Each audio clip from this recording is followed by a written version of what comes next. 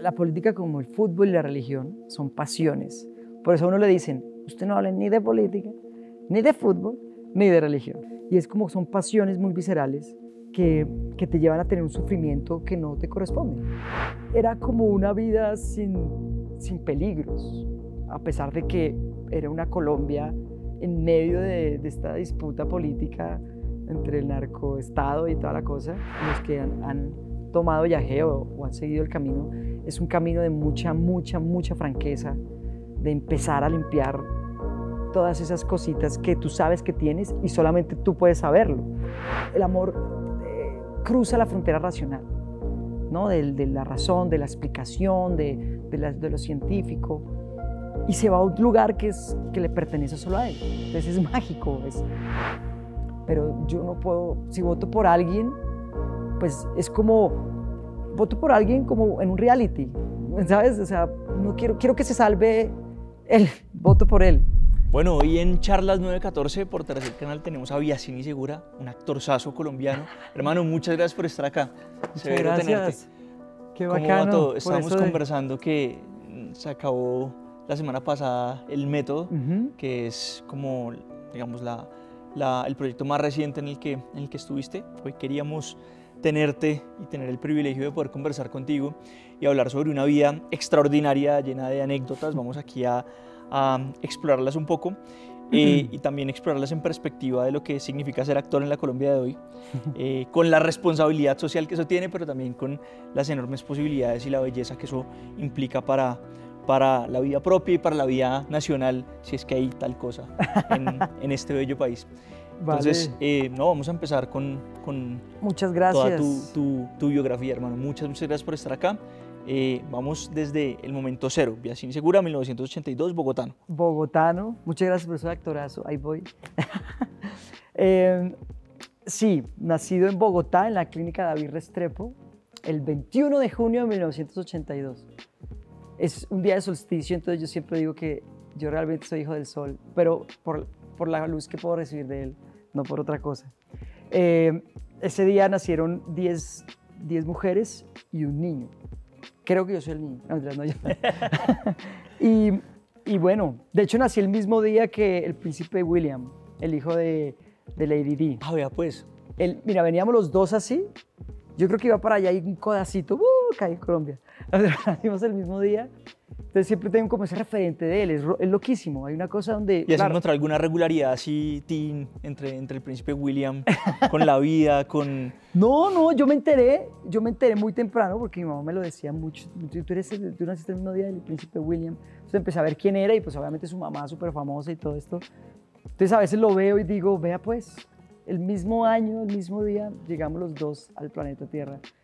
Y él pues, es un príncipe y yo el principito, que soy más chiquito. Pero es igual además el príncipe heredero, ¿no? El príncipe heredero, el próximo rey. Sí, sí. Ojalá, yo siempre digo, ojalá algún día digo, todos los que nacieron el mismo día que yo, algo, pues me tocaría. La historia del principito me gusta más porque yo soy republicano, soy antimonárquico. Okay. El principito sí es para todo el mundo, el principito es democrático. Es democrático. Sí, entonces, bueno, nací en Bogotá, mis papás maravillosos, mis papás músicos empíricos, porque ellos, aunque estudiaron diferentes carreras, la música fue la que los unió. Entonces el arte siempre estuvo en mi casa desde el lado de la música. Y no era un arte como, por decir, un arte ilustrado, porque no era que nos fuéramos a ver, ni yo conociera grandes artistas de nivel mundial, sino el arte como la esencia. Era una cosa muy de la música, del arpa, de la guitarra, del canto, el piano. Mi hermano es músico, entonces él sí se fue por ese lado, a mí me empezó a latir por otro lado, y porque era muy inquieto y al final creo que fui descubriendo que quería ser actor, como ha sido hasta el día de hoy, al día a día. Yo nunca quise ni he querido nada de lo que ha llegado, o sea, no ha sido como un anhelo, sino simplemente se ha presentado en el camino como un valor agregado. Entonces yo creo que me he dejado sorprender y más que todo hacer caso, porque si algo sé hacer en la vida es hacer caso, y le hago caso un poco al fluir de la vida y digo, bueno, si esto es lo que yo debo hacer, además porque lo descubro, porque lo amo y me hace feliz, entonces creo que ahí fue cuando empezó todo, desde muy chiquito, siempre en la casa. Recuerdo mucho en la época del racionamiento, Esto fue como en los principios de los 90, si no me equivoco, por lo menos en Bogotá, no sé, creo que fue a nivel nacional, que se iba la luz, la quitaban a las 5 de la tarde y volvía como a las 7 de la noche, u 8, no recuerdo muy bien, pero eran ese lapsus de tiempo que no había luz y teníamos que hacer algo, encargarnos de nuestra vida nosotros, porque salíamos a jugar, pero ya cuando se iba la luz nos tocaba volver a casa. Y mi madre, me acuerdo mucho que ella cargaba en las mañanas, ponía a cargar una cámara Handycam y la ponía en la sala de la casa y nos poníamos con mi hermano a hacer lo que se nos ocurriera. Empezábamos obviamente con la música y luego terminábamos actuando. Yo ahora veo esos videos y descubro que siempre estuve en la ruta, o siempre he estado en la ruta que debo estar, porque no me veo haciendo otra cosa después de todo lo que yo veo ahí en esa payasería.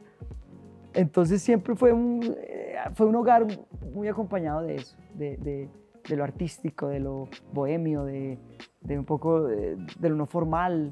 Eso creo que me dio bases y valores muy importantes para hoy en día. Estudiaste en La Salle, ¿cierto? El colegio Sí. de La Salle, hay una cantidad de historias en La Salle de la 170, ¿verdad? Soy lasallista, con mucho orgullo, de la 170. Digo siempre la 170 porque hay muchas Salles en Colombia. Entonces siempre me dicen, ¿de cuál? Entonces yo digo una vez, La Salle de la 170. Sí, lasallista, muy chévere. 13 años ahí, 14 o 13, bueno, perdí un año, que fue octavo. Pero pues desde que empecé como la vida educativa, desde transición hasta 11, lasallista, hipercatólico. Pues digo, el colegio, yo después llegué a otros lugares por muchas preguntas, pero pues claro, hay una formación muy importante que me ha ayudado un poco como a lo que soy ahorita, claro que sí. Hay una historia que has contado del éxtasis y la gaseosa en el colegio. ¿Cómo es la historia? Me parece fascinante. Todos pasamos por alguna historia así, ¿no? Sí. Alguien llevó alguna vez trago, o alguien llevó una gomita, o algo así. Eso, por supuesto, que en el moralismo colombiano genera, pues, mil cosas, pero vamos a contar la historia, hijo de madre. Esta historia es clave. Yo creo que hubo un antes y un después, como todas esas grandes historias. Yo en La Salle siempre fui un estudiante muy, pues, normal. No era el excelentísimo, no, ni tampoco era el más vago. Estaba ahí como en el gris. Estaba ahí como que pasaba. Ahora descubro que fue un colegio que de pronto tenía otras herramientas y no las que quizá yo necesitaba en ese momento, pero igual viví la experiencia maravilloso. Pero nadie me conocía, pues a pesar de que tengo un nombre raro, Beassini no es un nombre muy común, pues la gente no sabía quién era yo. Lo descubrí fue porque estando en el octavo grado empecé a hablarme del colegio en compañía de un compañero Julián, que él decidió que estaba cansado de las clases y quería irse a su casa a jugar videojuegos. Entonces él me invita, ¿nos vamos? Y yo digo, ¿por qué no? Es una gran aventura, adrenalina. Yo creo que necesitaba en ese momento en la vida algo que me diera como, que me espabilara de una rutina. ¿En qué curso estabas en ese momento? Yo estaba en mi primer octavo. El primer octavo. Ya saben por qué perdí. Pero fue mi primer octavo y venía de un séptimo muy aburrido. Yo me acuerdo haber terminado, a mí mira lo curioso, fue un séptimo grado muy aburrido, pero fue el mejor año en que me fue. O sea, yo me sentía aburrido de las clases, me sentía aburrido de la rutina del colegio, pero en el año fue como el mejor puntaje de todos los años que estuve ahí. Mientras que cuando me divertía mucho, el tema de notas era bajo. Entonces, eso me parece curioso como para analizar. Pero el caso es que cuando llego a octavo, vengo con este aburrimiento, digo, esto no puede seguir así. Me aburría, era un lugar donde yo no disfrutaba. Y entonces este man nos dice, vámonos. Y yo digo, pues vámonos. Entonces nos empezamos a ir por la zanja precisamente por la 170. Salíamos por un hueco que estaba ya armado. De pronto algunos predecesores lo hicieron. Y nosotros nos salíamos... Los pioneros del hueco. Y nos metíamos por ahí y salíamos, claro, salíamos a las 170 y nosotros era, pues que no hubiera nadie. Igual nos íbamos, yo tenía clase hasta las 3 de la tarde y nos íbamos a las 10 de la mañana, 11 de la mañana, con la intención de volver, porque yo tenía que volver a la ruta de mi colegio a que me dejara a mi casa. Pues yo no cogía bus ni nada en ese momento, no sabía. Entonces tenía que llegar o si no, ¿cómo llegaba a mi casa? Entonces Él vivía muy cerca de la 170 con autopista, el colegio quedaba más en la 170 como con cerca de la novena, entonces nos íbamos corriendo todas esas 170 y así empezamos a hacerlo los dos. Luego nos dimos cuenta que era muy fácil y empezamos a hacerlo 1 o 2 veces por semana. Luego se empezaron a juntar más compañeros y ese era el plan. Nos íbamos a las 10 de la mañana a la casa de Julián, jugábamos Super Nintendo, videojuegos, era eso. No había ninguna otra razón de hacerlo. Adelantábamos tareas, porque era como, no, tengo tareas, adelantábamos. Pues era hasta normal, pero no era en el colegio, era en otro espacio. Y empezamos a hacerlo y hacerlo. Una vez nos fuimos como 12, que fue cuando empezaron a sospechar, es como, ¿por qué faltan tantos chicos en el salón? Y en una de esas, que fue la última, evidentemente, ya van a saber por qué, en una de esas nos vamos saliendo, por la 170 íbamos como 6. Ese día nos íbamos a Unicentro, porque había un plan de encontrarse con unas chicas del Santo Ángel, que era un colegio que quedaba sobre la 7ª con 170, y había ahí como alguien que conocía, entonces teníamos ya plan de chicos y chicas, y vamos saliendo y vemos que de la portería está saliendo el carro de un profesor. Ahí fue como que él corre que te alcanza. Nos fuimos corriendo por esas 170 sin mirar atrás, porque decíamos, si hay una parada, nos ve el profesor y se nos acaba esto. Y fue tanto que llegamos ahí a las 170 con autopista, felices, contentos, con la adrenalina al 100, divirtiéndonos. Y todos pidieron su gaseosa y yo no quería gaseosa. Bueno, todos pidieron su gaseosa de una marca, yo quería de otra marca. Fui el único que me tomé esa otra gaseosa. Y bueno, ahí me tomo esa gaseosa, me voy muy feliz a Unicentro y ya no me acuerdo de más. O sea, llego allá, empiezo a marearme, a sentir como que veo luces por todas partes, un dolor de cabeza intenso. Y yo no me acuerdo de mucho, me acuerdo que empecé a vomitar y yo no sabía más y ellos todos asustados. El caso es que cuando yo vuelvo en mí, ya estoy en la enfermería del colegio. Luego me cuentan que me tuvieron que llevar, que tuvieron que esperar a que fueran las 3 de la tarde para que el momento que salían los buses yo llegara y me dejaron allá en la enfermería. Y me despierto porque llegan mis papás y yo ¿qué hago aquí en la enfermería? Me dicen, ¿usted qué hace acá? Viene muy enfermo. ¿Qué tomaste? ¿Qué comiste? Y yo decía, no, me tomé una gaseosa en la cooperativa, ahí en la tienda, o sea, no iba a decir que me iba. Y pues eso resulta siendo que me voy a urgencias a la cardioinfantil que quedaba ahí cerca. Me intuban, me meten suero, tubo porque empiezo a broncoaspirar porque estaba medio dormido. Casi me voy. Yo no alcancé a ver el túnel, no me acuerdo de eso.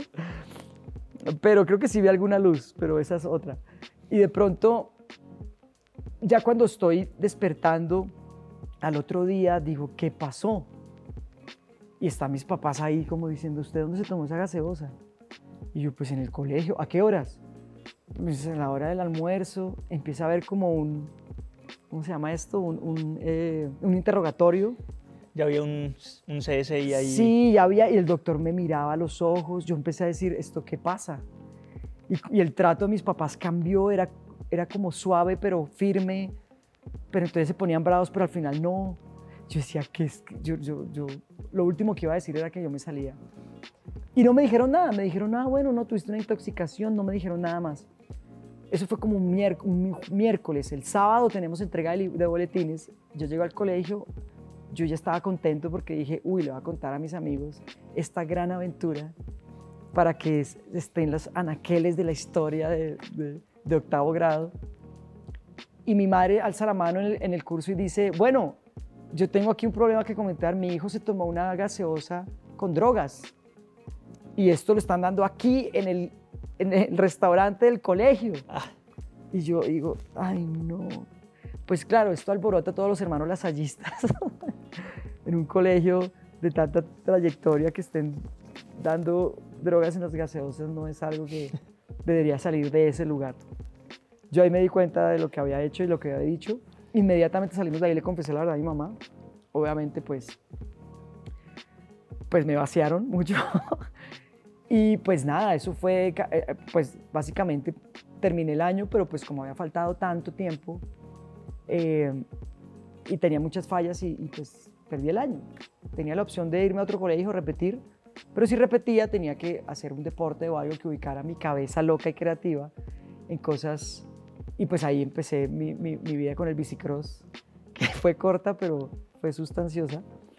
Y lo que pasó ahí fue que cuando me dijeron que casi me moría, pues porque hubo un momento donde sí broncoaspiré, me di cuenta que, pues a pesar de que tenía 12, 13 años, 14, no me recuerdo, pues había que hacer algo. O sea, digo, no había, no, y repito ese octavo y cuando yo llego me di cuenta que nadie sabía quién era yo. Porque además era como, ¿tú eres el nuevo? Y yo no, yo llevo 8 años estudiando acá. Nadie me había visto, los profesores tampoco. Era como si fuera el nuevo. Y yo dije, no, ¿qué tal yo me hubiera ido? Hubiera sido como un suspiro de, pues, no tanto por lo que me reconocieran, sino por lo que yo no había hecho. Tantas cosas por hacer y yo no hubiera podido hacer. Ahí me ajuicié y empecé a meterme a todas las artes, o sea, ahí me empecé a hacer teatro, danza, música, porque era lo que me jalaba, me apasionaba. Y ya la gente empezó a reconocerme por lo que hacía, no por quién era, sino por lo que yo hacía, que eso es diferente. Parece lo mismo, pero son dos cosas distintas. Y el quehacer es el que me motiva a, no tanto lo que yo hago, sino lo que representa. No tanto lo que yo soy, sino lo que representa lo que yo hago. Creo que eso es lo que desde ese día me ha motivado a seguir una y otra vez. O sea, hay una lección que es DC. DC a las gaseosas. Pide lo que piden los demás. Me llama la atención un poco, digamos, en esta época que estudias en La Salle, ¿qué recuerdas, por un lado, del contexto bogotano? ¿Cuál es la Bogotá de ese tiempo que recuerdas? ¿Cómo la ves? Y lo segundo, ¿cuál es el maestro o los maestros que te marcaron en el colegio? Como en ese momento, bueno, puede ser antes también, sí, pero en ese proceso siempre hay un maestro que... Lo tengo clarísimo. Listo. La Bogotá de esa época, una Bogotá de los años 90, yo creo que era una Bogotá... Yo alcancé a jugar fútbol hasta las 11 de la noche en la cuadra, o tarro, que era lo que jugábamos. Corría con litros de gaseosa en vidrio, sin miedo a que se cayera y no se cortara la yugular, que es lo que me pasa cuando llevaba a mis hijas con un vaso. Pero cuando uno lo hacía no pasaba nada, nos comíamos la leche condensada con la lata por fuera. Era como una vida sin peligros, a pesar de que era una Colombia en medio de esta disputa política entre el narcoestado y toda la cosa. Para uno yo escuchaba sobre los carros bomba, pero era como algo en otro lugar. A mí nunca me tocó vivir esa experiencia en una Bogotá. Cuando estallaron acá, yo nunca estuve ni cerca ni nada. Lo veía en las noticias, pero para mí no hacía parte de mi realidad. Era una Bogotá donde descubría la música, descubría mis gustos. Una Bogotá, creo que de bisagra, digo yo, porque existían muchos cambios y digamos nosotros los que estábamos en esa adolescencia, los que vivíamos esa transición al internet, que fue finalizando los 90, esa transición a lo celular, desde llamar, o sea, yo era una Bogotá donde metía una moneda yo alcancé a meter monedas de 5 pesos en el colegio y al final de 200, pero donde se llamaba de un teléfono público. Eso ya no, creo que ya no existe, yo no sé, pero yo alcancé a hacer eso. Una Bogotá como yo relaciono mi vida mucho con la música, con la etapa musical. Era una época donde conocí a los Beatles, conocí Nirvana, conocí el grunge. De una moda, yo me vestía de pantaloneta media gris, sin importarme nada, tenis blanco, que me paraban en los centros comerciales o en los supermercados a ver si yo me había llevado algo. Pues que me vestía, yo era, pues, ¿qué es lo que me hace sentir cómodo? No había como esa intención ni presión. Una Bogotá que yo recuerdo como muy chévere, yo tengo muy bonitos recuerdos de mi infancia. Yo crecí muy feliz, creo que eso me ayudó mucho o me ha ayudado mucho como a tomar decisiones en mi vida. De muchos dulces, me acuerdo, estaba el boom de los dulces extranjeros, americanos. No era tan fácil conseguirlos como ahorita. Entonces una chocolatina que ahora consigues en cualquier parte, solo lo vendían en un lugar o te lo traía alguien de Miami. Entonces era como, eran una cosa de, uno valoraba todo, el papá viajaba o alguien viajaba y te traía algo y eso era un recuerdo que las tortugas ninja, me acuerdo una vez una profesora me regaló una foto de una tortuga ninja, de una profesora de español, porque me había ido bien en ortografía. Y yo esa foto la valoré como si me hubieran dado un Oscar. Era una cosa, la pegué en mi puerta y eran esas cosas, como que descubrí también los videojuegos. No sé, fue en los 90, yo creo que todos los que hemos estado por ese orden nos hemos dado cuenta que fue una etapa bien interesante, a mí me encantó. Y bueno, en el colegio, que fue en esa etapa, conocí al gran profesor de español, Clodomiro Silva. Lo recuerdo muy bien porque él fue el que me abrió las puertas a lo que soy ahorita como actor.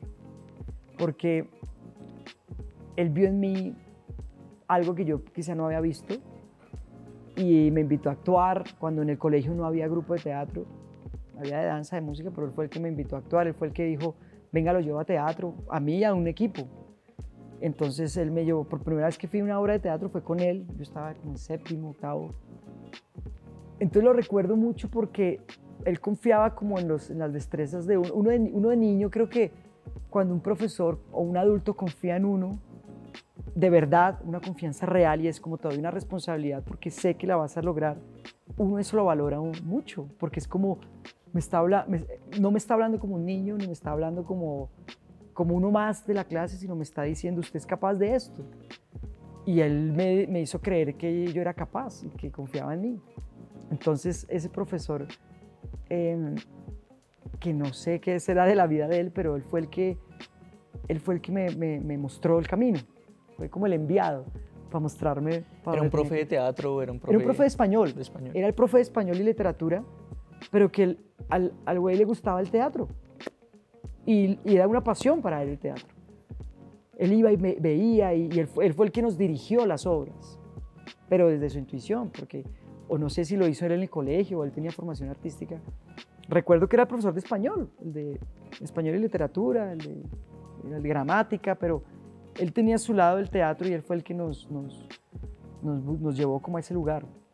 Y fue muy bacano porque pues, de esa experiencia fue cuando por primera vez en el colegio, en el auditorio de la Universidad de La Salle, la 170, hice la primera obra con público y fue, o sea, yo no olvido ese momento porque fue escuchar como esa risa o reaccionando a lo que uno hacía, me daba tanta felicidad. Yo decía, creo que encontré ese lugar que buscaba o no sabía que buscaba, pero creo que es este el lugar donde puedo ser yo mismo. Puedo ser yo mismo interpretando a otros. Qué raro, pero sí. Es el lenguaje del teatro. Exactamente, fue ese momento. Entonces, ¿qué obra fue? ¿Recuerdas? La importancia de llamarse Ernesto de Oscar Wilde. Okay. Mi personaje, Archibaldo Moncrief. Y pues era el personaje divertido. Que también desde ahí yo dije, no, pues vengo haciendo lo que hacía allá en la cámara con mi mamá en la sala y mi hermano. Ahora lo puedo hacer no solo para ellos, sino para más gente. Entonces, una gran obra además. Nos alquilaron, me acuerdo, vestuarios, eran unos smoking que nos quedaban re grandes. Contrataron una actriz de la Candelaria, que se llama Shirley, en ese momento yo no sabía quién era, pero ella nos maquilló. Tengo gran momento de ese, o sea, grandes recuerdos de ese momento en el teatro, en el colegio. Mencionaste ahorita, me encantó la descripción de la Bogotá de los 90, la Bogotá del grunge, ¿cierto? Sí. Y mencionaste las Tortugas Ninja. Ajá. Las Tortugas Ninja en mi vida, por ejemplo, fueron las que me sacaron, o sea, me dieron el ateísmo. Okay. Porque la misa era la misma hora de las Tortugas Ninja. Entonces, mi mamá decía, bueno, nos vamos para misa el domingo. Mamá, qué pena, yo no. Yo voy a ver a Rafael. Me revelaba. Por supuesto, las primeras rebeliones las perdí, pero en algún momento las gané porque ya, ¿cierto? Y me iba, me quedaba viendo las Tortugas Ninja. En tu caso, lasallista, católico, seguramente en los primeros años, ¿cuál fue la reflexión en torno a la religión y el catolicismo que mencionabas ahorita? Claro, yo no entendí nunca el tema de... Era algo de comprensión. de la Eucaristía, del ritual de la Eucaristía. Yo no era algo que yo entendiera racionalmente, era algo que repetía, porque todos desde chiquito veía que se repetía. O sea, entonces uno repetía y repetía porque era lo que había que hacer y no comprendía por qué tenía que comulgar. Bueno, hice la primera comunión porque era parte como del proceso del colegio, pero nunca entendí por qué tenía que hacer lo que tenía que hacer. Yo sufría mucho porque tenía que aprenderme los salmos y las frases, y entonces era muy loco porque al salmo respondemos ta, ta, ta, y yo, pues a mi cabeza, que no se me olvide, que no se me olvide. Y cuando todos lo decían, yo decía, no, nunca me lo aprendí. Entonces para mí era un sufrimiento, el silencio, un poco como el régimen, o bueno, el lo rigor. reverencial. Sí, era como, hay que adorar, y yo le cogí como un miedillo, no sé si se puede llamar pánico, un miedillo a las imágenes religiosas. Ver a estas imágenes están sufriendo y como con esa cara de dolor, pero no entendía lo que veía y lo que me enseñaban del amor y pon tu otra mejilla y darle la paz a todo el mundo. Y yo decía, pero ¿cómo esto que es bonito? Pues porque es como un compartir, lo asociamos con estas imágenes de dolor y de sufrimiento. Esa confusión duró muchos años, pero pues como que uno decía, bueno, es lo que hay que hacer. Luego pero fue unas bases como importantes para hacerte preguntas respecto a lo espiritual, ¿no? Como que de alguna forma es, no quiero saber por qué lo hago, no quiero simplemente repetir, sino llegar a una comprensión. Y en esa búsqueda de comprensión empecé a explorar muchos caminos, muchas rutas espirituales, y empecé a entender como los rituales desde lo espiritual, porque yo hacía rituales desde otros lugares, y entendí, claro, es que este es el momento de la comunión, este es el momento del compartir, vale, el cuerpo de Cristo es porque es el pan, pero no era pan, era una oblea. ¿Cómo es esto? Todos estos códigos y estos símbolos que eran muy lejanos, empecé a comprenderlos, pero cuando empecé a hacer otro tipo de rituales, que también eran muy hacia lo espiritual. Y lo agradecí que el colegio me hubiera dado esas preguntas, porque fue tanta la confusión que la única manera de salir de ahí era responder esas preguntas. Y para responder esas preguntas tenía que hacer una búsqueda muy disciplinada para encontrar lo que quería hallar, para no juzgar ni señalar desde la ignorancia, sino desde la comprensión. Y eso fue lo que me dejó ser lasallista. Por eso digo con mucho orgullo, porque agradezco ese espacio de haberme dicho, esto es la religión católica. Y yo, ok, gracias por mostrármela, ahora yo elijo. Y pues la elección la hago con una libertad de comprensión que me da también una tranquilidad de decir, ok, en qué quiero creer y en qué quiero verificar también. Entonces, eso fue la ruta. Nunca entendía muchas cosas que pasaban ahí, como que si uno faltaba a misa era una falla grave que te podía hacer perder una materia. Entonces uno asistía obligado, pero el que haya asistido obligado me obligó a hacerme todas estas preguntas también. Y creo que mi búsqueda hasta el día de hoy ha sido gracias a ese primer momento de confusión. Y en esa búsqueda dices, he estado en varios rituales, me gustaría saber esa exploración espiritual por dónde te ha llevado, o sea, no sé, la ayahuasca. ¿No?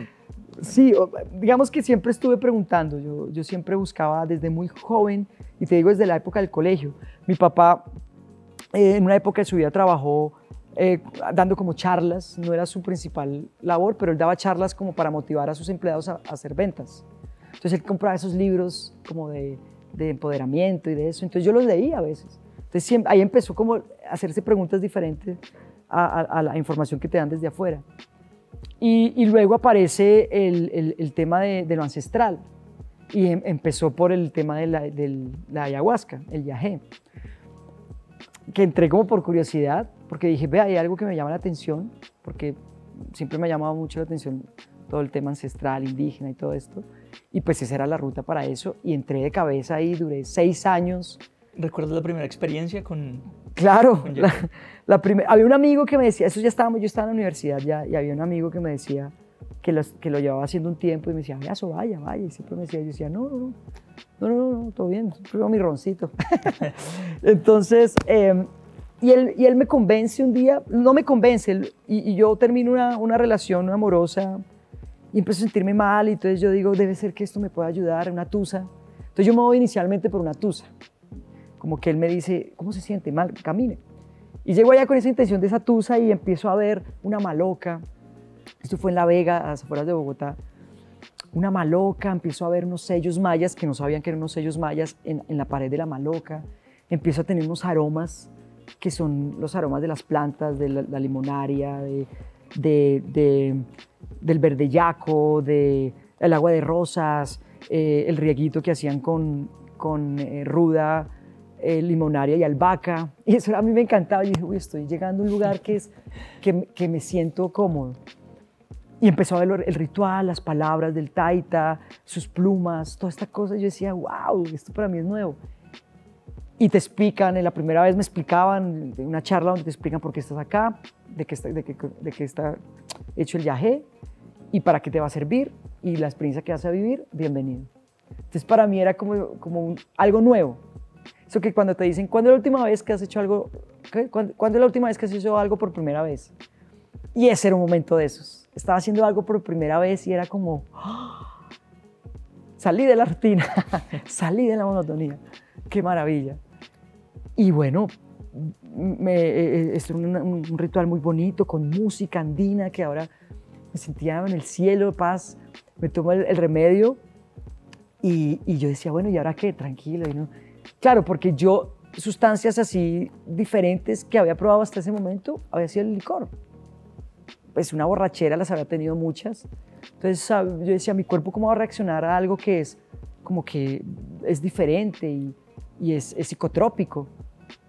Y fue como que estaba mucho en tensión frente a eso.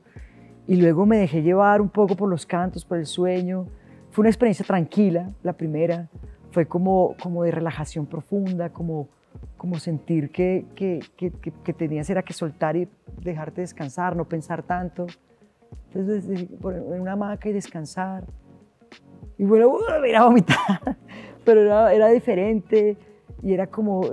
Y había, había una sensación física distinta, un poco de mareo, pero era un mareo que tú podías controlar.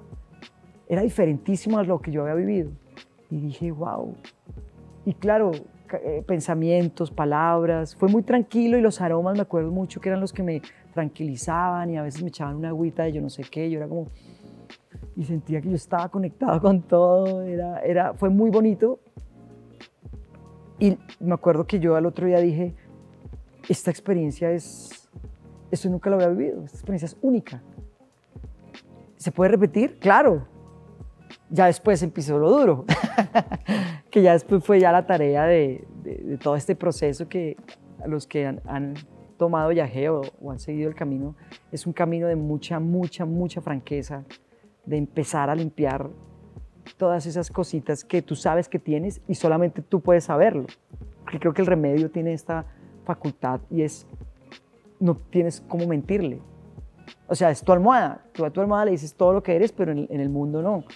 O ocultas o silencias algunas voces. Y hay un sentimiento de verdad, ¿no? Casi que de totalidad, de verdad que aparece allí con el yagé. Y ese fue un camino. Duré 6 años ahí. Luego me di cuenta que ya había cumplido mi momento ahí. Que primero paré como a los 3 años cuando fui papá de Amatista, que fue mi primera hija. Duré 3 años, 4 años y luego volví, duré otros 3. Y dije, ya, es el momento creo que la información ya está. Me la están repitiendo una y otra vez de todas las maneras. No se trata de ir a tomar allá, sino es decir, ahora tengo que tener una acción frente a eso. Claro. Entonces ya empecé, yo ya no volví. ¿Y sientes que era un momento más de plenitud en tu vida? Fue un momento de mucha búsqueda, de mucha confusión. Hubo duelos ahí. ¿El momento en que lo dejaste? O sea, el momento en que lo dejé fue un momento donde yo empecé a comprender, es que esa palabra me gusta, comprender hacia dónde tenía yo que... Porque ya tenía muchas creencias, había acumulado muchísimas creencias, muchísimas creencias, ahí, estando en esa experiencia. Ahora tenía que empezar a verificar esas creencias, porque si no me iba a llenar de lo que pasó también en el colegio, que me llené de creencias. Y entonces yo dije, pues tengo un tal ego lleno de creencias es mejor empezar a verificar para ver cuáles son falsas y cuáles son verdaderas. Y ahí voy. Esa ha sido mi tarea hoy, al día de hoy. Y después de esto, pues me llegó una información que es la Escuela de Magia de Al Amor, de la cual me siento súper feliz de haberla encontrado. Y esto es un camino muy bonito porque es una filosofía, yo no sé llamarlo filosofía o clases o maestrías, no sé cómo llamarlo, pero esto es una información que me llega también en un momento en la pandemia sobre cómo todo ese sistema de creencias empezar a verificar y vivir la vida desde una gran verdad, y es lo que te hace feliz. Básicamente, entre muchas otras, pero pues esa es la Escuela de Magia cuyo fundador es Gerardo Schmetling Torres. Él tiene una historia maravillosa y que él empezó a hacer sus charlas, colombiano él, de Tabio, y son sus charlas las que escucho hoy en día todos los días, desde que me levanto, saco a Aloha, que es mi perrita, y empiezo a escucharlo. Para mí me ha cambiado la vida, o sea, no me la ha cambiado, me la ha mejorado en todo su esplendor, y entonces soy muy orgulloso de hacer parte de esa escuela. Pues no hacer parte porque no hago parte de ninguna, sino de tener esa información. Claro. Muy agradecido también. No, vamos a hablar de eso más adelante. Quería hablar ahorita de la etapa de la SAP, de la Academia Superior de Artes de Bogotá. Entonces, sales de la Salle y ya sabes lo que vas a hacer, o cómo es ese proceso, y entras a la SAP. Entro a la Academia Superior de Artes de Bogotá, Facultad de Artes de la Universidad Distrital, la Universidad Pública. De la Pública. Salud. Salud por la Pública. Por la Pública, agradecidísimo. Salud. Esto es agua igual. Agüita. Entonces, yo cuando sé que tengo que estudiar algo, porque pues al final tienes que hacerlo, pues no sabía qué hacer. O sea, tenía muy claro que era feliz haciendo el teatro, la actuación, pero no sabía si eso se estudiaba o no tenía mucha información sobre eso.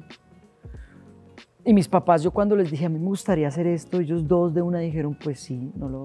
Mi mamá me dice, yo no lo veía haciendo otra cosa. Mi papá dice, frunce el ceño un poco y me dice, ¿eso dónde es? ¿Eso es universidad pública? ¿Cuánto vale el semestre? Hágale.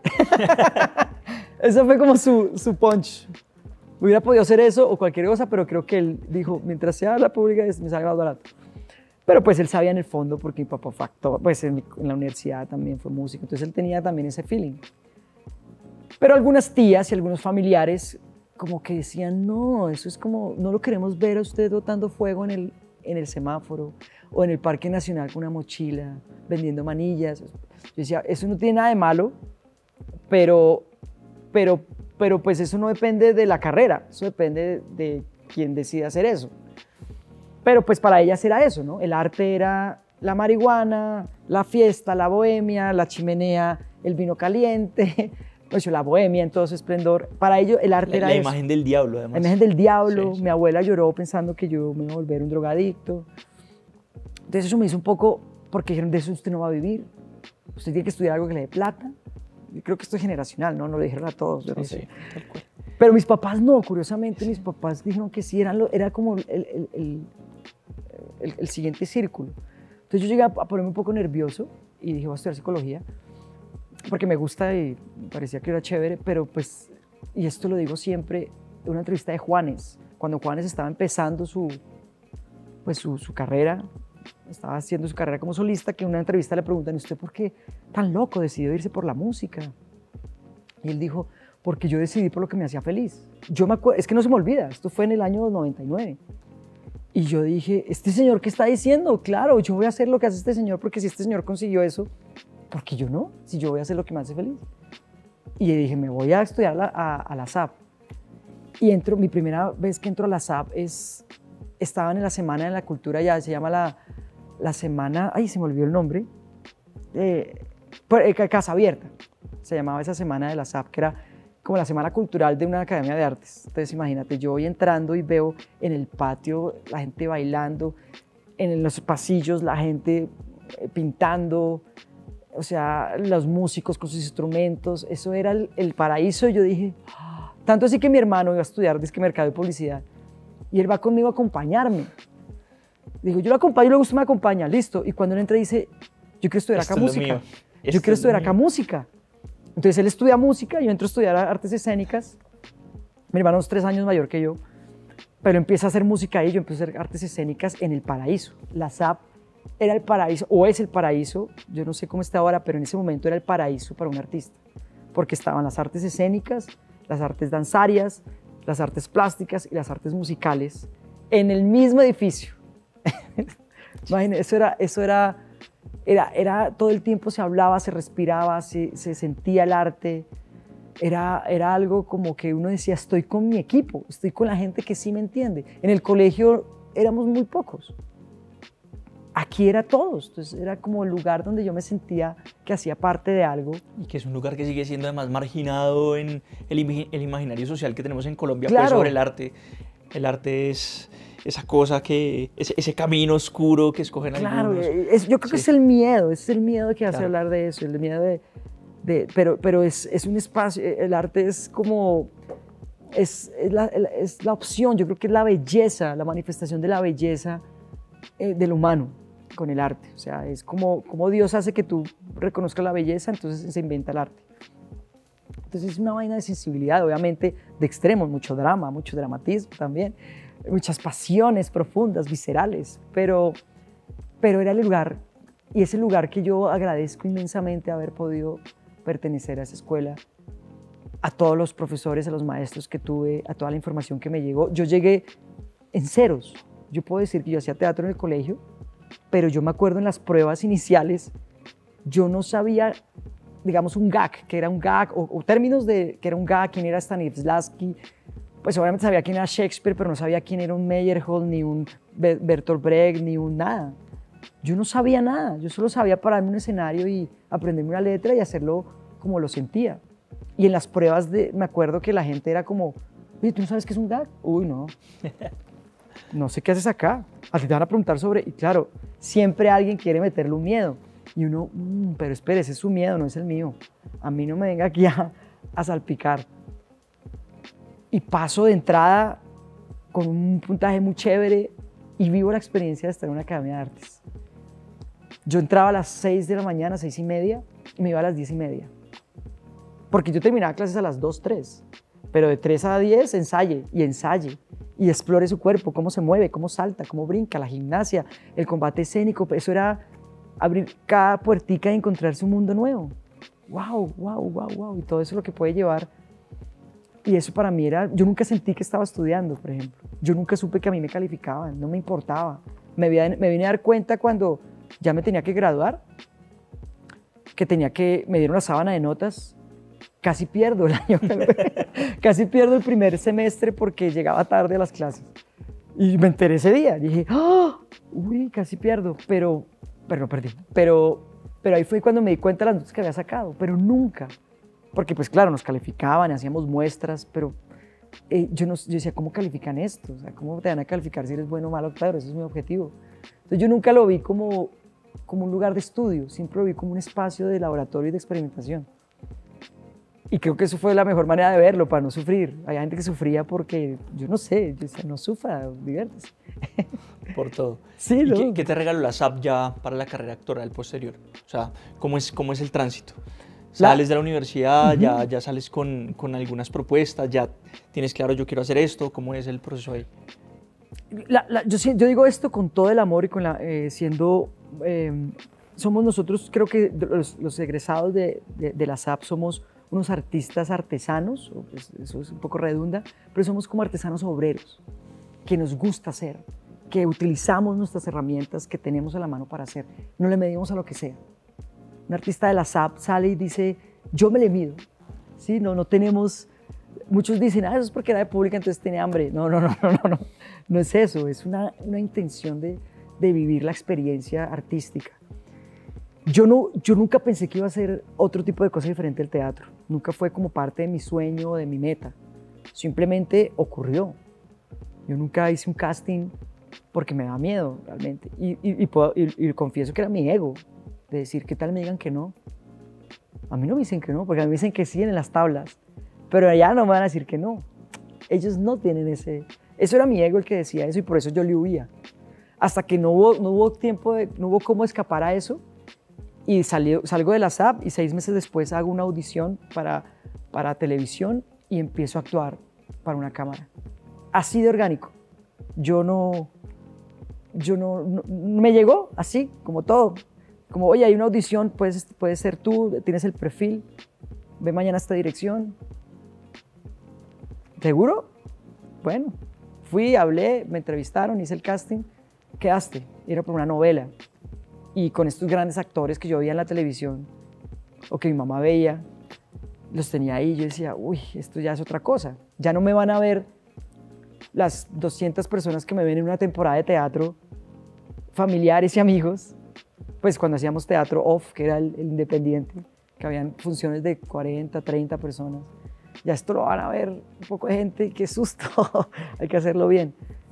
Esa fue la transición, algo que yo no me esperaba. ¿Cuál fue ese primer trabajo en televisión? Fue una novela en RCN que se llamaba El último matrimonio feliz. Personaje que casi ni me pagaron, o sea, sí me pagaron, pero muy poco, pero yo nunca lo hice por eso, sino por la experiencia de aprender algo nuevo, otra vez, otra puertica, decir, oh, esta es la primera vez que hago, es la última vez que hago algo por primera vez. Y lo hicimos, le fue muy bien, era una historia muy bien escrita, creo que eso influyó mucho. Y le fue tan bien que pues ya empiezan a verlo a uno de otra manera, ya empiezan a reconocerlo. Igual yo nunca pues pensaba que eso, yo pensé que iba a ser mi único trabajo, porque dije, yo no tenía ni manager, ni fotos, ni reel, ni nada de esas cosas que piden, porque pues nunca me preocupó eso. Fue como, le fue tan bien a la serie que yo dije, lo que hice, lo hice bien, y si es lo único que he hecho, me doy por bien servido. Y me retiro. Yo veía la presión y la tensión que tenían algunos colegas por continuar ahí, como el fruto prohibido, como el velocino de oro, y yo pues decía, chévere, ¿no? Pues si se te da, pero pues nunca fue como mi obsesión. Yo estaba muy feliz haciendo clown y haciendo mi comedia y mis payasadas. Eso era lo que a mí me daba felicidad. Lo otro pues era muy chévere y todo. Pero pues ahí pasó, y así pasa una cosa de otra, y luego pasa otra cosa, y luego uno va y lo va haciendo, y así ha sido hasta hoy, te lo juro. Eso va llegando lo que tiene que ser. Me gustaría contar esas como historias paralelas ya de la carrera profesional, desde el trabajo, el teatro, el clown, etcétera, que es tu mayor pasión, lo que has hecho en televisión, lo que has hecho en cine, porque entiendo, claro, son dimensiones completamente distintas de la vida artística. ¿Cómo las has vivido? Y ojalá, si es posible, emparentarlas también con ese camino espiritual que nos has contado, que me parece súper interesante, porque en últimas es la reflexión sobre uno mismo, la destrucción del ego. Entonces me parece interesante.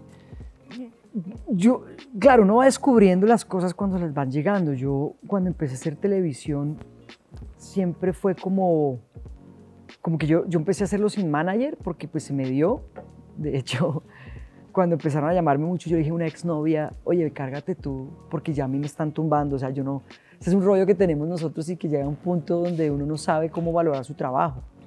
Es algo que no le enseñan a uno en la universidad. Y eso debería ser parte, cómo uno poder vender, y más en el arte, cómo uno poder vender su talento no, sino cómo uno cobrar por eso que a otra persona le interesa y que es tan valioso como tu talento. A uno no le enseñan eso. Y pues en ese momento yo decía, a mí me están dando la cabeza, yo no sé cuánto cobrar porque me da pena. O sea, que uno le dé pena por eso es... Pero bueno, eso pasa. Y una exnovia me ayudó, pero entonces yo empecé a tener la necesidad de volver a hacer teatro, porque creo que el teatro, cuando tú has probado teatro, no quieres dejar de hacerlo. Pueden pasar 10, 15, 20 años, pero ahí hay algo especial en esa experiencia. Es único, yo no sé cómo describirlo, pero el arte vivo, yo no sé, hay que estar ahí. Y entonces me empezó a hacer falta, entonces ya empecé a conseguir un manager, eso es, una cosa lleva a la otra para poder hacer teatro. Haciendo mi clown, que es un ejercicio maravilloso, porque te enseña sobre ti mismo, te da una enseñanza que es para la vida, y es que te enseña a reírte de ti mismo. Y si tú te ríes de ti mismo, ya pasaste el umbral y llegaste ya a... Porque reírte de ti mismo te da las posibilidades de descubrir tu propio ridículo y valorarlo con una sonrisa, valorar que puedes llegar a ser torpe o no sé, lo que sea, o tomar malas decisiones o ser imperfecto. y valorar eso, porque eso es parte del proceso. El clown a mí me dejó eso, ríete de ti mismo. Entonces ya, si alguien se ríe de mí, yo ya lo hice primero, entonces ya no es importante. Entonces eso me llevó pues como a tener más seguridad para asumir los otros retos, ya eran audiovisuales, entonces ya cada vez iba asumiendo un poquito más el reto. Llega el cine, que es algo que también llegó como de, oye, hay alguien que conozco que está haciendo una película y yo le hablé de ti. ¿Quieres ir? Bueno, yo voy. Hago una audición, que es lo que sé hacer, actuar, y termino haciendo mi primera película, que no tiene nada que ver con la comedia, todo lo contrario, y pues era mi primer reto, porque era, puedo demostrar que también puedo hacer esto. Y pues esa película lleva a otra. Entonces empiezan a ver como estas acciones que se vuelven valor agregado. Y esto lo comparto mucho cuando hablo con actores o estudiantes de actuación o actrices que dicen cómo hacer, cómo hiciste tú para lograr lo que lograste. Yo nunca pensé en eso, porque me concentraba más en el arte mismo de hacerlo bien y lo demás va llegando, porque eso es como un poco el sentido común o la lógica. Porque si tú estás haciendo bien lo que tienes que hacer bien, pues alguien te va a ver y te va a decir, muy chévere, me gustaría contar contigo en este proyecto. Ya, no es más. El presente es ahora. Haz lo que tienes que hacer bien, estudia mucho y sé muy disciplinado. Eso es. Con tu talento, con tu vida, lo que seas, pero con tu talento sé muy disciplinado porque eso es lo que te va a dar la posibilidad de sostener tu carrera, pues, si decides ser artista. Entonces, en esas búsquedas, cuando te empiezas a ser más popular y empiezas a que ya no te ves solamente un poquito, porque luego me voy a México a hacer una película, entonces ya no eres popular solo acá, sino también allá, y luego empiezo a hacer cosas con gente de Perú, con gente de Ecuador. Entonces se vuelve algo interesante porque es como, bueno, ya no te ven solamente, ya empieza a verte más gente, lo que quiere decir que tienes que autoexigirte un poco más, en que tu trabajo tienes que seguir haciéndolo como lo estás haciendo. Y es como, haz tu trabajo bien. Y acá viene una cosa muy bonita, y es cuando empiezo a descubrir, porque cuando yo estaba haciendo esa carrera que te cuento, empecé a tomar yagé, y en esa reflexión empiezo a darme cuenta que, me acuerdo un día que yo llegué y dije, en mi casa dije, es que ser actor es un trabajo muy egoísta, porque el actor siempre dice, ¿cómo me viste? Sale de una función y ¿cómo me fue? Entonces como que son palmaditas en la espalda, como yo mismo me estoy diciendo, ¿y esto para la sociedad qué? ¿O esto para el otro qué? Entonces yo en un momento dije, me voy a la montaña a trabajar con la Cruz Roja y me alejo de todo esto porque yo soy una persona que quiere ayudar a la humanidad. Estaba en un momento de fanatismo, ¿no? Allá mientras tomaba viaje, entonces estuve tan fanático que pensé que ese era mi camino. Cuando me fui alejando del fanatismo fue cuando empecé a dar cuenta que tenía que encontrar yo mismo mi propia función de mi trabajo, de mi oficio, de mi quehacer. Y fue ir descubriendo que la función de mi función de teatro es básicamente entretener.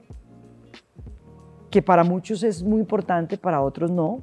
Para otros es el arte, para otros no. Para unos que hacen este trabajo tiene que ver un poco más con una profundidad política o social. Yo lo manejo, o yo lo que he descubierto en mí es que tiene que ver con entretener y de alguna forma hacer partícipe de otra experiencia, una experiencia diferente a una transformación social. No depende de mí que yo te dé un mensaje en una obra de teatro o te dé un mensaje en una serie, sino depende de tú qué es lo que quieres recibir, independiente si yo hago lo que haga. No depende de mí, sino el receptor. Yo simplemente doy lo mejor de mí en mi trabajo y ya la otra persona descubre qué es lo que en ese momento quiere recibir. No es mi responsabilidad. Y aligeré un poco la dinámica y dije, claro, hay un talento que yo descubriendo también desde algo tan básico como la risa, como la comedia, como que la gente diga, wow, me conectaste con otras cosas, me sacaste de mi drama semanal con esta función, o estaba súper aburrido y empecé a ver unos videos que tú montas chistosos y me sacaste de una tristeza. Esa no es mi intención. pero la otra persona lo recibe como tal. Entonces yo digo, es porque estoy haciendo mi trabajo y lo estoy haciendo bien. Ahí empecé a descubrir estos dos universos, cómo podía juntarlos. En una época hice mucho teatro infantil porque dije, hay que crear una audiencia con un mensaje bacano para los más chiquitos.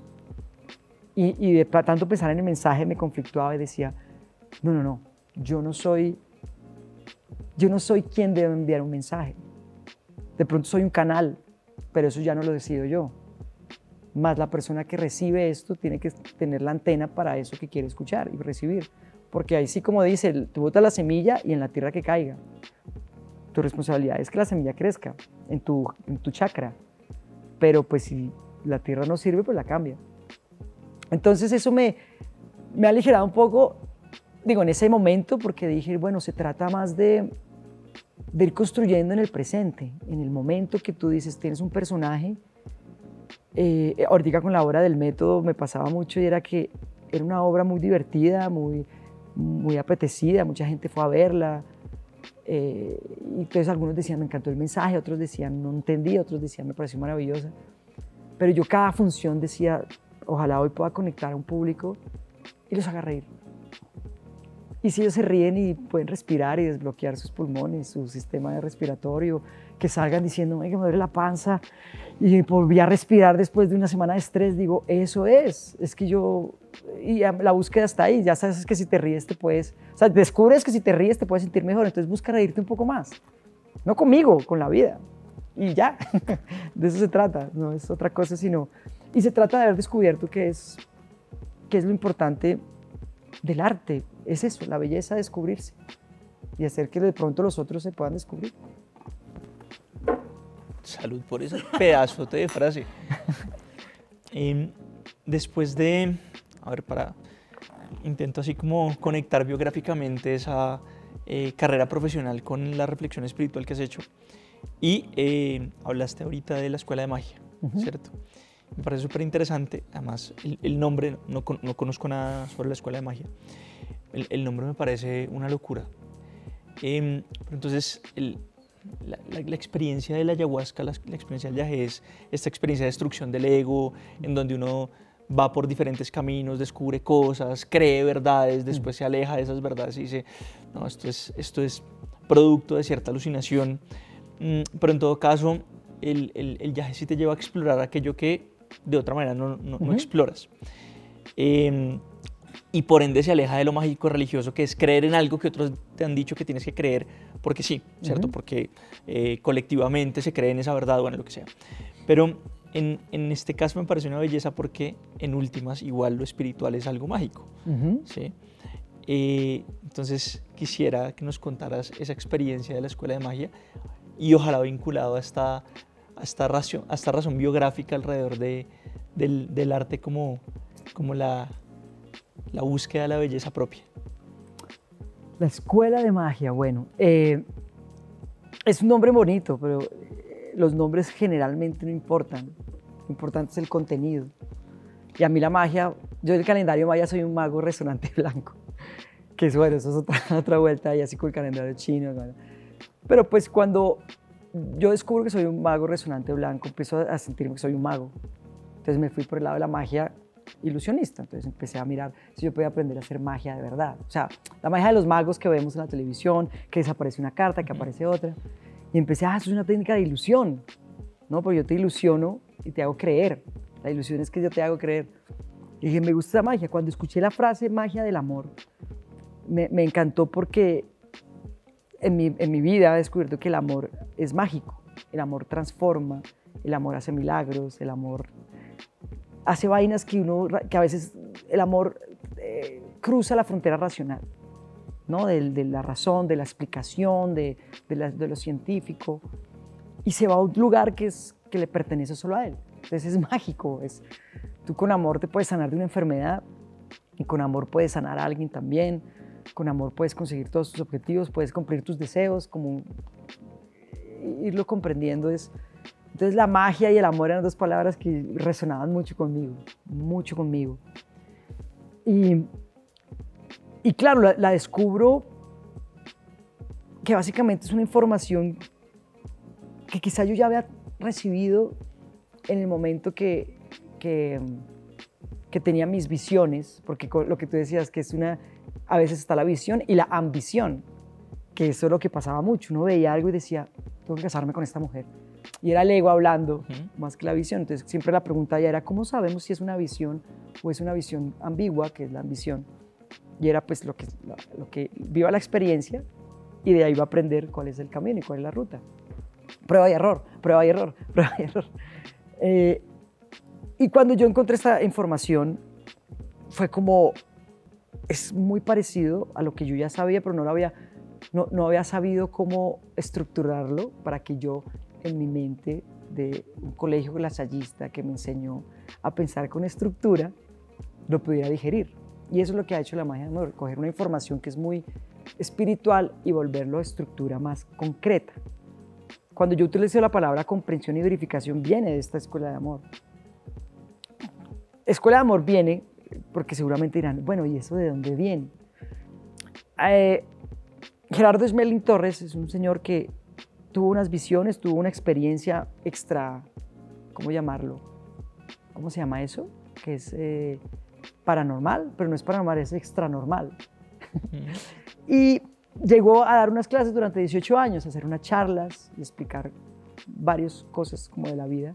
Y eso quedó grabado y se volvieron unos textos y bueno, eso me llegó a mí. Eso es cuando hablo de él, hablo de esto.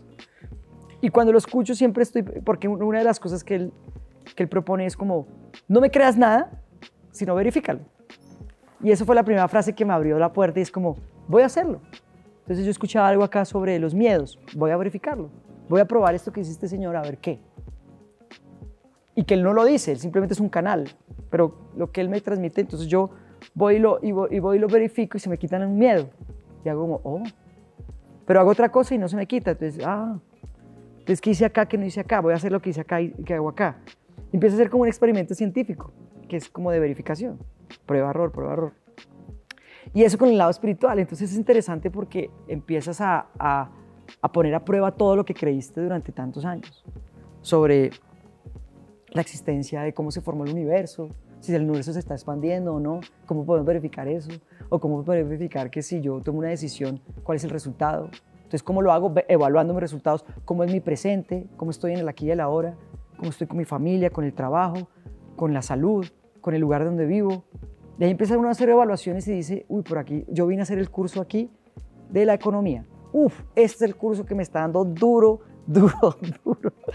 Y empieza uno a apuntar por ahí y empieza a transformarse, a transformarse. Entonces, claro, esta es la última etapa de mi proceso, en la que voy. Yo no sé qué sigue. De pronto no sé qué sigue, pero en este proceso he llegado a estos lugares que me enseñan, y digo, bueno, yo como artista, como actor, creador, ¿cómo puedo utilizar esta información? Entonces, y ahí es cuando empieza una confianza infinita de decir, pues, haz lo que tienes que hacer. Haz lo que tienes que hacer como lo tienes que hacer. Porque donde estás es donde tienes que estar. Lo que estás viviendo es lo que tienes que vivir. Si tú llegas a un proyecto, ahora que voy a arrancar un proyecto en unos meses, uno dice, ¿por qué me quedé en ese proyecto y no en otro que quería? Es porque el otro no era este, porque ibas a vivir una experiencia y de esa experiencia vas a tener una evaluación, unos resultados. Y uno dice, bueno, yo hago caso. Por eso arranqué diciendo, hacer caso es, creo que un buen consejo para poder, no sé, como desmenuzar la información que viene de otros lugares, la espiritual. Hacer caso.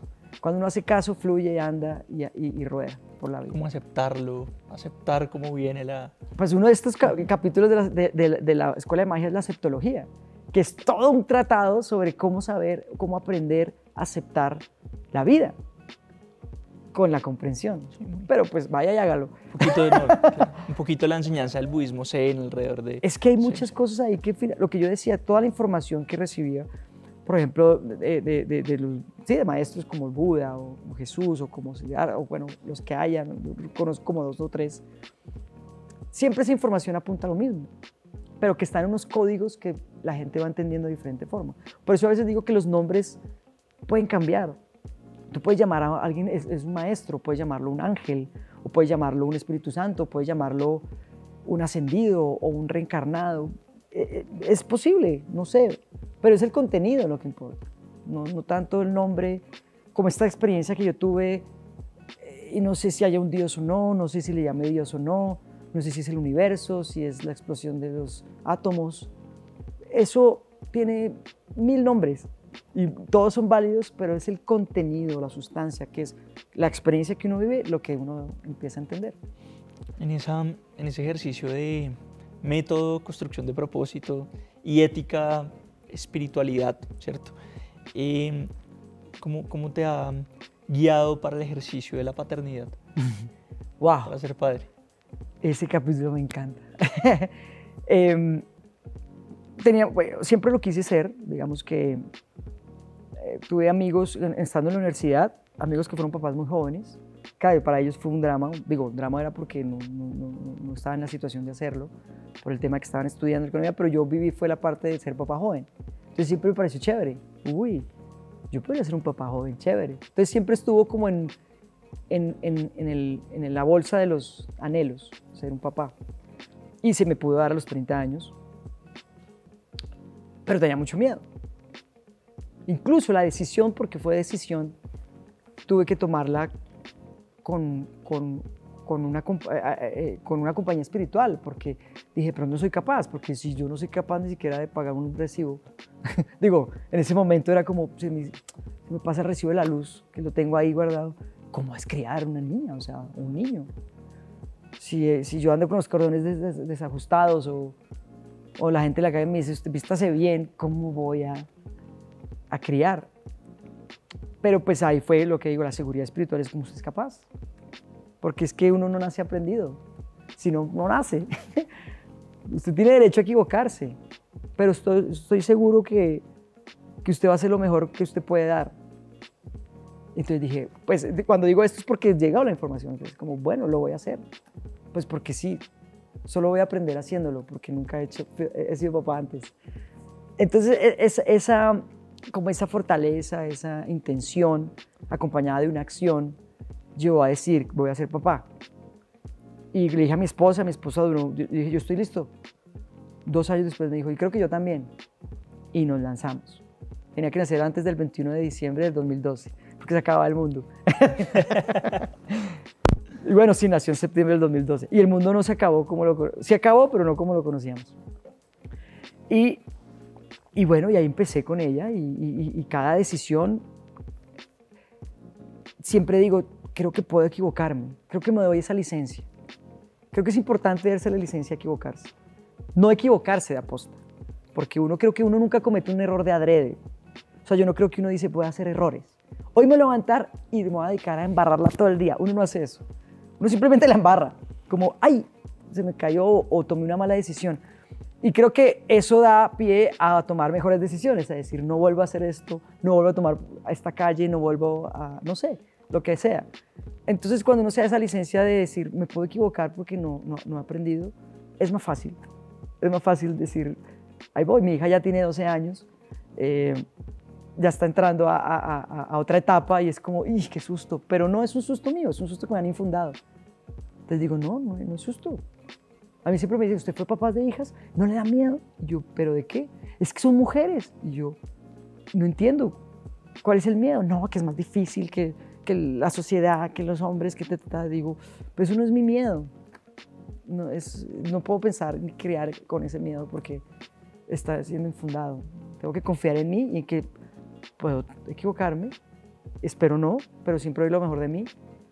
Espero que en esa parte pues tenga las mejores lecciones. Qué bonito. Antes de finalizar, quisiera, por esa misma vía, además porque mencionas mucho la posibilidad de enfrentarse al miedo, de no cargarse miedos ajenos, y por ahí mismo uno podría decir odios ajenos, rabias ajenas. Esta es una pregunta muy general, no para hablar algo específico, pero me interesaría mucho saber cómo es la política de hoy, o sea, la política colombiana y la política en general, que es precisamente un lugar muy lleno a veces de odios, rabias, miedos, etc. Y desde esa forma en que ves el mundo me parece interesante. Yo creo saber que cómo la ves. La política, como el fútbol y la religión, son pasiones. Por eso a uno le dicen, usted no habla ni de política, ni de fútbol, ni de religión. Yo llevo un tiempo en donde, yo no sé si la palabra sea esta, si es ignorancia pura, pero no sé si apolítico es que uno se retira como de la política. ¿Sí? ¿Es esa? Por decisión, no fue porque estaba muy, digamos, universidad pública, uno te conecta mucho como a muchas cosas. Pero fue una decisión consciente de decir, yo no tengo por qué sufrir, porque yo puedo elegir si quiero o no quiero sufrir.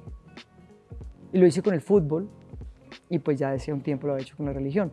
Y es como son pasiones muy viscerales que te llevan a tener un sufrimiento que no te corresponde, un sufrimiento que puedes evitar fácilmente. ¿Cómo lo fui descubriendo? Pues haciendo una verificación de lo que había pasado antes en los gobiernos, el que haya estado. Entonces uno empieza a escucharlos y dice, bueno, hay uno que dice una cosa y otro dice otra. Vamos a ver qué de eso pasó en sus gobiernos. Y realmente pues muy poco, porque no los dejaban, porque sí los dejaban, porque era más difícil, porque había una bancada que era más de un partido que del otro. Y vuelve a los 4 años a pasar lo mismo. Es como, vamos a hacer lo mismo, yo prometo esto y lo otro y tú eres el bueno y yo soy el malo. Y entonces uno escoge el bando como la camiseta, entonces yo cuál camiseta me pongo, qué color, cuál es el color que más le va a hacer la barra, cuál es el que creo que va a cambiar mi vida. Entonces empecé a descubrir y dije, nadie va a cambiar mi vida si no la cambio yo. Pero entonces no se trata de ti solamente, tienes que tener empatía, tienes que tener, conectarte con los que más lo necesitan, los no privilegiados. Y descubro que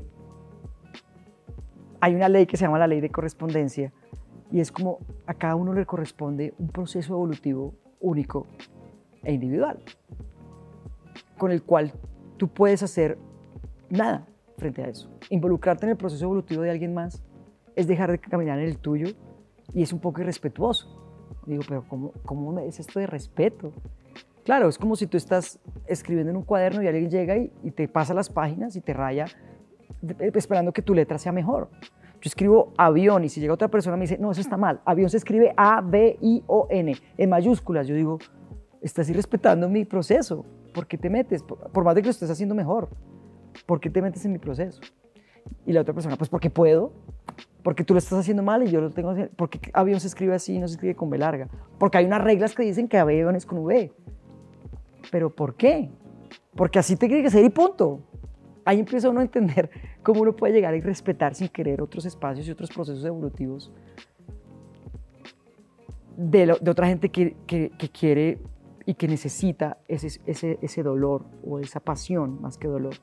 Esto lo descubrí en pandemia o pospandemia, no recuerdo, o prepandemia, no, eso fue pospandemia, con todas las marchas en Bogotá. Cuando pasó que la gente salió a las calles. El estallido social. El estallido social.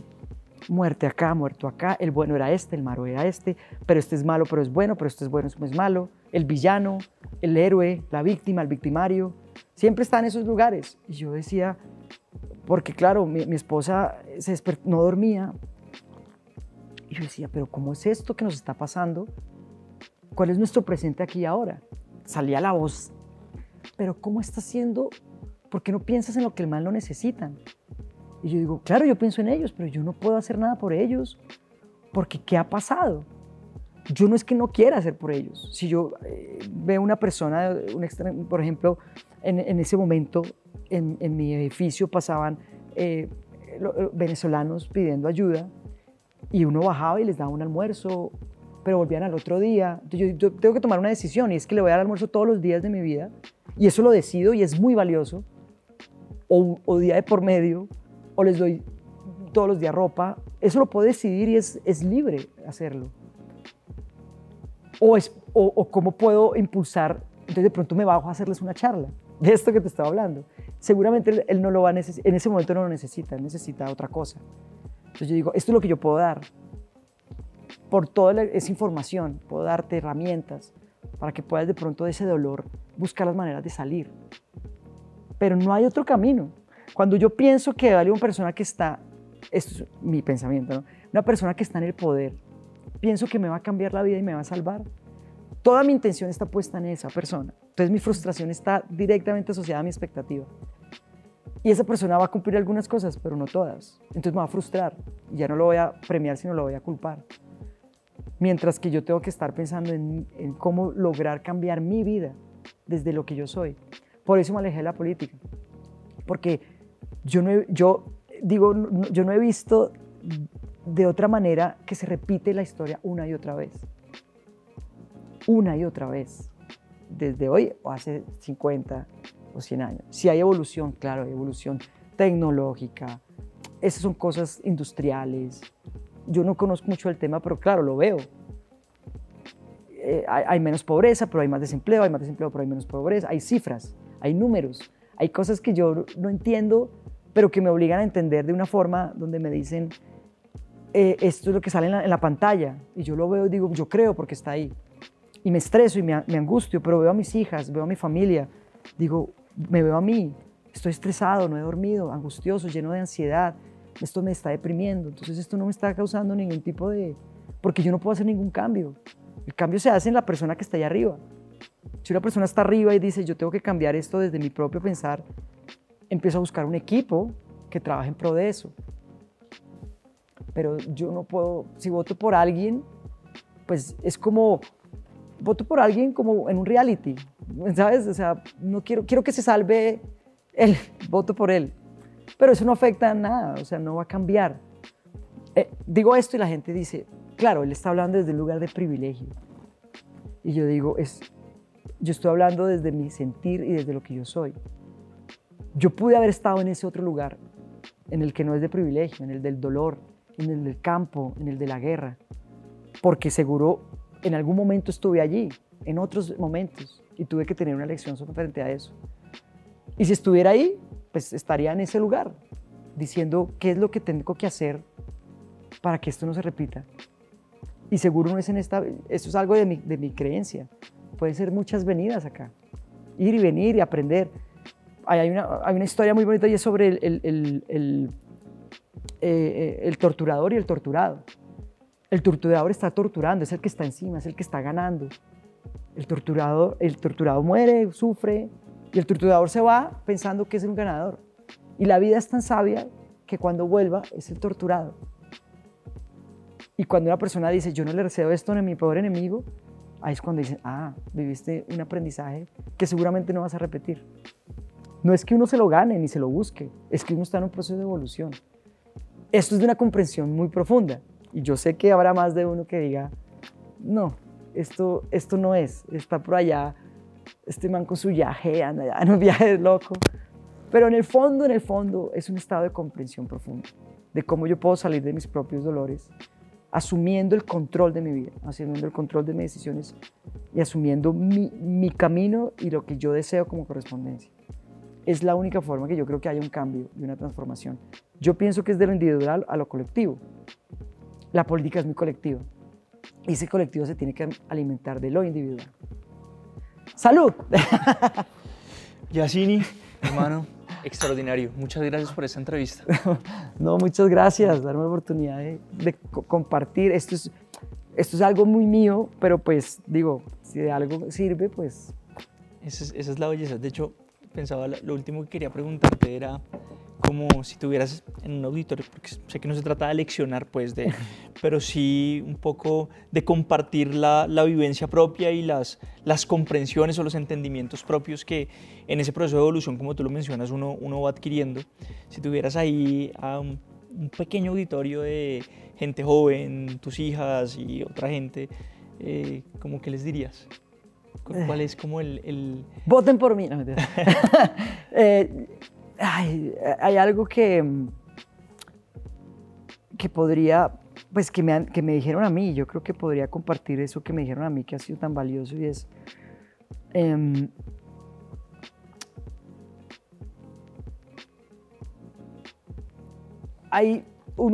es que no sé, hay tantas cosas, pero puede ser, yo creo que la vida se compone de decisiones. Y la única persona que puede tomar las decisiones por su propia vida es uno. Y cuando uno es padre o está acudiendo a un menor de edad que es inocente e ingenuo,